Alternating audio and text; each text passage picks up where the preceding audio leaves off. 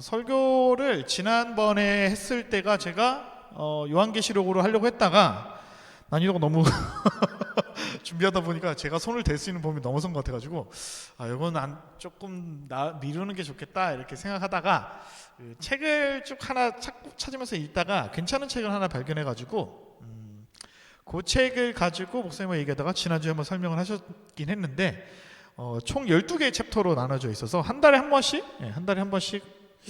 아마 4주가 되지 않을까, 마지막 주가 되지 않을까 생각하는데, 그렇게 해서 한 챕터씩 이렇게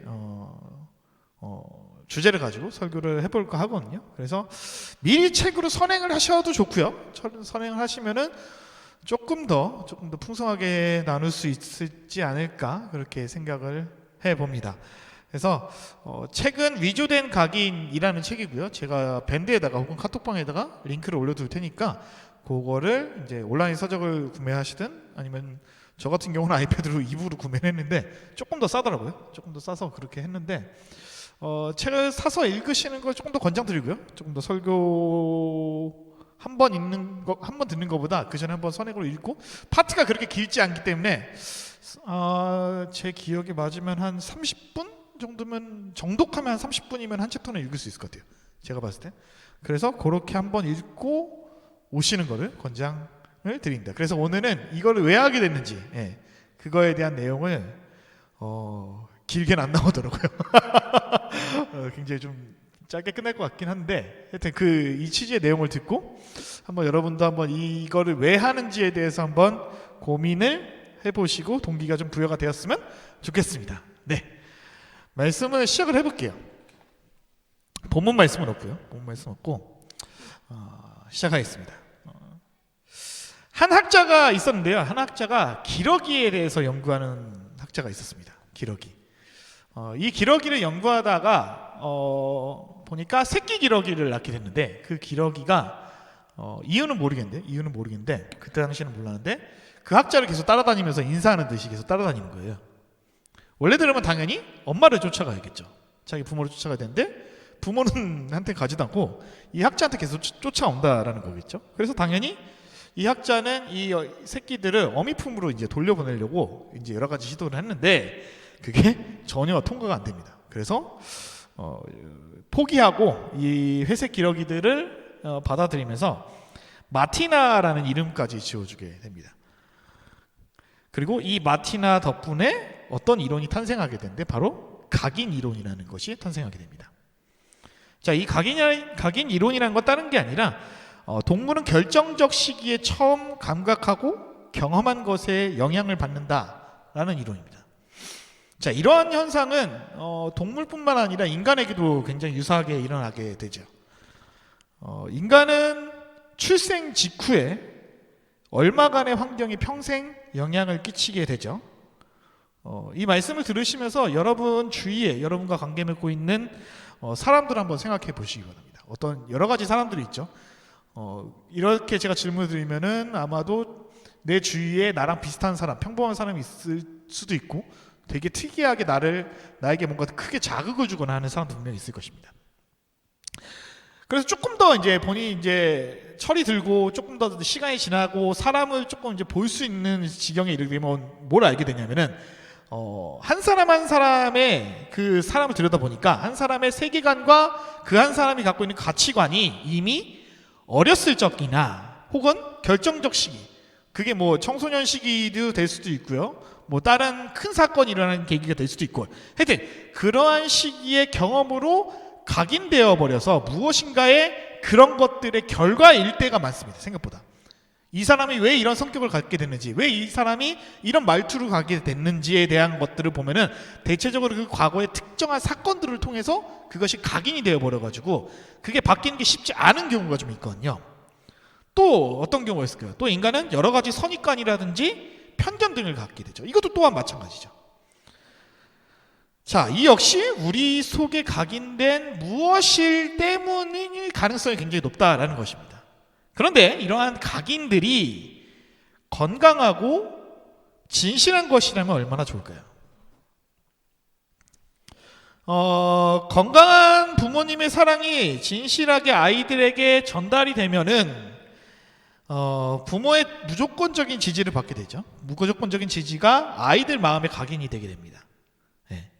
그래서 그게 어떤 결과를 낳게 되냐면 아이들은 인생의 가장 중요한 자산을 갖게 되죠. 부모의 지지를 받고 부모의 사랑을 온전하게 부모가 사랑을 주는 것을 자녀가 그것을 온전하게 받아들이는. 예. 어떤 어려움이 와도 자신을 지지해주는 사람이 있고 언제든 돌아가 기댈 사람이 있다는 의식은요 무엇보다 바꿀 수 없는 그런 귀한 복 중에 하나입니다. 물론 그 반대로 슬프지만 가능하기도 하죠. 예. 그렇다면은 오늘날 사람들은 교회를 어떻게 생각할까요? 오늘날 사람들은 교회에 대한 각인이 어떨까요? 뭐뭐는 교회다라는 생각은 어떻게 해서 탄생하게 될까요? 자, 이것은 개인적으로 혹은 또 사회적으로 반복이 되면서 그들 속에 각인이 되게 됩니다. 자, 어릴 때부터 교회를 다녔든 간에 아니면 철들어서 교회를 다시 찾았든 간에 그들이 보았던 교회가 그들이 생각하는 교회겠죠. 네. 특히 결정적 시기, 뭐 청소년이 될 수도 있고요. 결정적 사건을 통해서 경험한 교회는요, 그들에게 아주 깊이 각인이 되기 마련입니다. 이렇게 교회에 대한 이 각인은요, 그리스도인 각자에게 강력하게 존재하고 또 그들은 또 그것을 당연하게 여기고요. 그의 기초에서 교회 안에서 행동하고 생활하게 됩니다. 다 비슷비슷하긴 하지만 다른 기독교인들을 만나면은 다른 뭐 친구의 기독교인을 만나면 그 사람의 어렸을 때부터 교회 다녔던 그 친구의 전통이라든지 그런 것들이 깊숙이 각인돼서 그 사람이 딴 데 갔을 때 여기는 왜 이렇지라고 그러니까 내가 생각하는 신앙생활은 이거야라고 이미 고착화된 경우가 되게 많죠. 자, 그래서 그것들을 굉장히 당연하게 여기고 그의 기초에서 교회 안에서 행동하기 마련입니다. 그런데 우리는요, 최근 무언가 잘못된 것 같다는 느낌을 지우기가 힘듭니다. 평소에 비기독교인들에게 있어서 사실 기독교는 큰 관심의 대상이 아닙니다. 그렇죠. 그런데 특별한 시기에 특정한 사건을 통해서 보고 경험한 교회의 모습은요, 그들에게 굉장히 크게 각인이 되죠. 요새 가장 크게 각인된 이미지가 뭘까요? 아마도 서울에 있는 뭐 사랑제일교회 같은 그런 교회가 교회의 이미지에 큰 각인을 내게 됐죠. 자, 그리스도인들은요, 자신에게 각인된 이 교회상에 기초해서 신앙생활을 하게 되고요. 그 결과로 드러난 모습들이 일반인들에게 보여지고 또 그것이 각인이 되어진다는 것이겠죠. 자, 한국의 교회는요, 1970년대부터 1980년대 교회 성장기부터 한국 사회에 쌓아온 부정적 이미지를 점차 강화하고 있는 중입니다. 자, 1980년대 무슨 일이 있었나요? 한국 사회 전체가 군부 독재를 극복하려고 민주화로 몸살을 앓던 중에 교회는 무엇을 했을까요? 1980년대 때 바로 많은 교회들이 기복신앙을 추구했죠. 자, 2000년대에는요, 그간 침묵하던 정치 영역에서 소리를 높여서 광장에 나아가서 대규모로 등장해서 정치로 세상을 알리게 됐죠. 2020년 가장 가까운이죠. 2020년에는 코로나 바이러스의 진원지라는 전 사회의 비난을 받기 이르릅니다. 이렇게 1970년, 1980년, 2000년, 2020년에 이르기까지 교회는요, 한국 사회에 크게 각인되어져 왔습니다. 자, 교회에 대한 사회의 부정적인 평가와 신뢰도가 바닥을 치는 여러 가지 다양한 발표들이 나오고 있어요. 굉장히 줄지어서 나오고 있고요. 그리고 이제는 뭘 대단한 걸 보고 하는 마냥 이제는 새삼스럽지도 않을 정도로 워낙 많이 쏟아지다 보니까 그런 지경에 이르게 됐습니다. 자, 기독교인들에게 교회라고 각인된 모습, 그러니까 그로 말미암아 일반인들이 교회 하면 떠오르는 이미지, 자, 그 각인된 모습들이 원래 형태의 교회라면, 지금 우리가 보고 있는 이 이미지들의 교회가 예나 지금이나 이게 오리지널이야 라는 그런 형태의 교회라면은 기독교는요, 사회와 역사에서 사라져야 할지도 모르죠. 네. 이 모습, 지금 현재 우리 한국에서 나타나는 이 교회의 모습들이 예수님께서 원하시는 그 교회다 하나님이 말씀하시는 성경에서 나오는 이 교회다. 그 교회가 지금 한국 교회다. 2020년을 살아가고 있는 지금 우리의 이 교회가 바로 그 교회가 맞아. 그 원본 형태에 가까워. 그럴까요, 과연? 근데 그 각인이 지금 우리들의 교회가 이 원형에 아주 멀어진, 더 나아가서 위조된 것이라면 어떨까요? 지금 우리들의 이 교회의 모습들이 위조된 모습이면 어떨까요? 자, 가장 뼈아픈 고통은 뭘까요? 가장 뼈아픈 고통은 진실이 왜곡되어서 사람들에게 각인이 될 때입니다. 자, 교회에 대한 이 위조된 각인은요, 무척이나 고통스러운 것이죠. 교회에서는 성경의 말씀을 가지고 선포한다고 하는데 성경에서 가르치는 바가 아닌 것을 믿고 이를 당연하게 여기고 있는 이 모습, 지금 우리 교회의, 이 한국의 교회의 모습이 굉장히 안타까운 거 아닐까 생각해 봅니다. 자, 진리에 대한 부족하고 또 왜곡된 이해는요, 부족하고 왜곡된 교회를 만들어냈습니다. 이제는 교회 안으로나 밖에서 사실로서 굳어지고 있다는 것이죠. 더 큰 차원으로 넘어가서 한국의 사회는요, 교회에 대한 각인된 이미지, 원형과는 상당히 다른 그런 위조된 이미지가 존재하고 있습니다. 대부분의 교회들은 코로나가 아직 끝나지 않았지만 다시 이전으로 굉장히 많이 회귀했죠. 또 그리고 앞으로도 그 방향으로 다시 돌아가길 원하고 있죠. 자, 이 상황이 심각하게 돌아가고 있다는 것을 전혀 인지하지 못하는 것일까요? 스스로 기독교인이라고 진지하게 고백하는 사람들 중에서 적지 않은 이들이 자신이 교회라고 생각하는 모습과 자신이 철석같이 붙들고 있는 성경의 가르침이 원형에서 얼마나 멀리 떨어져 있는지 깨닫지 못하고 있죠. 왜냐하면 이미 그들 마음에 각인되어 버린 그 교회, 그들이 오인하고 있는 교회의 모습이 존재하고 있기 때문이죠. 더 심각한 문제는 그들이 오인한 교회로 인해서 그 교회를 바라보고 있는 일반인들도 교회를 잘못 파악하고 있다는 것입니다. 저도 교회를 나와서 직장 생활하면서 특히나 이 부분을 뼈저리게 느끼고 있죠. 그야말로 오인이 오해를 낳고 오해가 쌓여서 거스를 수 없는 하나의 흐름을 만드는 지경에 이르렀다라는 것입니다. 더욱이 코로나19 같은 위기 상황은요, 지금까지 쌓인 불신과 오해를 더욱 확실하고 깊게 각인시켰다라는 것입니다. 이제 교회의 현재 모습이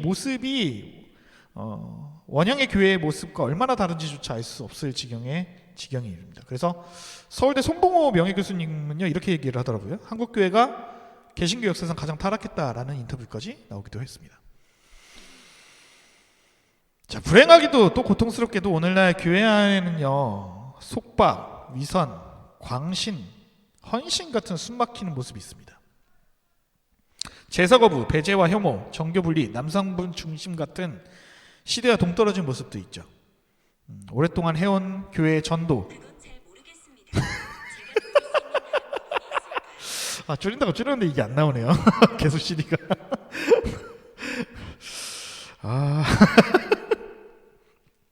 다시. 자, 오랫동안 해온 그런 전도, 우리가 늘상 해왔던 그런 전도나 헌금이나 선행, 교회 운영이 굉장히 비상식적으로 운영되어지는 모습들을 우리는 보고 있습니다. 교회에 속한 사람이든 간에 아니면 교회 밖의 사람이든 거의 누구에게나 이 각인된 12가지의 모습입니다. 이 12가지를 가지고 한 달에 한 번씩 이제 나눠볼까 합니다. 그래서 이미 믿고 계신, 교회에 이미 오래 다니고 계신 분들도 굉장히 이 내용을 보면서 이렇게까지? 라는 생각이 들 수도 있을 거고요. 저도 계속해서 책을 읽어보면서 조금은 처음에는 저도 거부감이 있었는데 워낙에 저도 익숙한 그런 각인된 이미지가 있어가지고 이미 교회에 오래 다니셨던 분들 같은 경우 조금 거부감이 있을 수도 있거든요. 근데 거부감이 여러분에게 부담감이 되고 나중에는 도전으로 받아들였으면 좋겠다는 생각도 한번 해봅니다. 그래서 설교에서는 아마 책에서보다는 조금 순화시켜서 아마 저는 설교할 것 같긴 해요. 약간 책을 읽다 보면 굉장히 세게 나가시는 경우도 있거든요. 그래서 설교랑 그렇게 해서 1년치가 나왔어요. 그래서 함께 이 내용을 보면서 이 내용이 여러분들 안에 저 가운데도 그런 각인된 이미지가 있기 때문에 사실 일반인들, 믿지 않는 분들하고 만날 때마다 그 위조된 각인을 어떻게 하면 저걸 벗겨낼 수 있을까라는 그런 고민을 해보거든요. 이 책을 읽으면서 더 계속 고민했고 그 작업은 계속 저도 해봤는데 쉽지는 않더라고요. 네. 워낙에 기도하면 뭐 예배하면 뭐 이렇게 그 이미지가 워낙 강해가지고 심지어 불교를 믿으신 분들도 저한테 물어보면은 그거를 벗겨내기 되게 힘들더라고요. 그래서 우리가 좀 제대로 된 교회에 대한 이미지가 있으면은 좀 더 쉽지 않을까라는 생각하면서 저는 개인적으로 이 책을 읽으면서 굉장히 도전이 됐거든요. 사실 여러분들도 안 믿는 사람하고 굉장히 많이 만나지 않습니까? 안 믿는 사람하고 굉장히 많이 만나지 않습니까? 사실 우리는 그 안 믿는 사람과 종교 얘기를 하는 거를 굉장히 거북해하지 않습니까? 내 자신에서 뭐가 이게 나올 게 없으니까 딱히 뭔가 이 사람에게 교회 다녀 정도로만 얘기를 꺼내지 사실 만약에 이 사람이 뭐 사회적 이슈라든지 뭐 현재 일어나고 있는 종교적인 이슈들 그런 이제 사랑제일교회라든지 여러 가지 이슈가 나오면은 그거에 대해서 어떻게 대답을 해야 될지를 사실 조금 난감한 경우도 있긴 하죠. 그래서 근본적으로 우리가 교회가 뭔지에 대해서 교회에서 지금 현재 문제가 되고 있는 12가지 주제를 통해서 우리가 교회에 대해서 우리부터 새롭게 각인을 할 수 있는 시간이 되었으면 좋겠습니다. 그래서 이미 각인된 것을 바꾸는 것은 굉장히 어렵습니다. 그렇죠? 습관이 되어버린 것은 굉장히 바꾸기 어렵습니다. 게다가 속칭 교인이라고 불리는 사람들과 더 나아가서 목회자 중에서도 이 잘못된 각인된 사실을 인식하지 못하시는 분들도 계시고요. 인식한다 하더라도 어쩔 수 없다. 내 선에서 할 수 있는 게 뭐냐. 이런 문제가 있다는 건 충분히 알고 있는데 일개 목사 한 명이 과연 이걸 어떻게 바꿀 수 있겠냐. 일개 전도사, 일개 부목사가 과연 이걸 어떻게 바꿀 수 있을까. 그래서 포기하시는 분들도 적지 않습니다. 그렇지만 그럴수록요. 이 위조된 각인은요. 교회 안에서 더더욱 강화가 될 것입니다. 그럼 어떻게 될까요? 숨이 턱턱 막히고 시대와 더욱더 동떨어지고 비상식적인 교회의 모습에 실망한 사람들은 더 빠르게 교회를 떠나게 될 것이라는 것입니다. 이렇게 교회가 위조된 각인을 방치하고 또 스스로 강화되면요. 교회 밖의 사람들에게는 그 모습이 이제는 사실이 되어져 버린다는 것입니다. 이것은 교회에 대한 냉소와 혐오로 이어지고 얼마 지나지 않아서 어떻게 될까요? 교회의 존재 자체를 제쳐버리는 그런 무시가 대세가 될 것이라는 것이죠. 이 작업은 굉장히 힘들 것입니다. 불가능하다고 말하실 분들도 계시고 또 그렇게 생각하시는 분들도 계시겠죠. 하지만 성경에 기록된 교회를 발견한 사람이라면요. 힘들거나 불가능해 보인다고 포기할 권리가 우리에게 없음을 알게 될 것입니다. 인류 전체의 구원이 원하던 때 팔레스타인의 식민지, 사분오열한 교회 사회, 소망이라고는 찾아볼 수 없었던 그 땅에 자신을 던져 겨자씨를 심으셨던 분이 오늘 이 자리에 모인 저와 여러분을 향해 자신을 따라 눈물로 씨를 뿌리라고 말씀하십니다. 저와 여러분이 다시 한번 우리의 현재를 직시하고 다시 한번 일어나 주님이 만들고자 하셨던 그 교회를 다시 한번 꿈꾸며 눈물로 겨자씨를 심길 주님의 이름으로 소원합니다.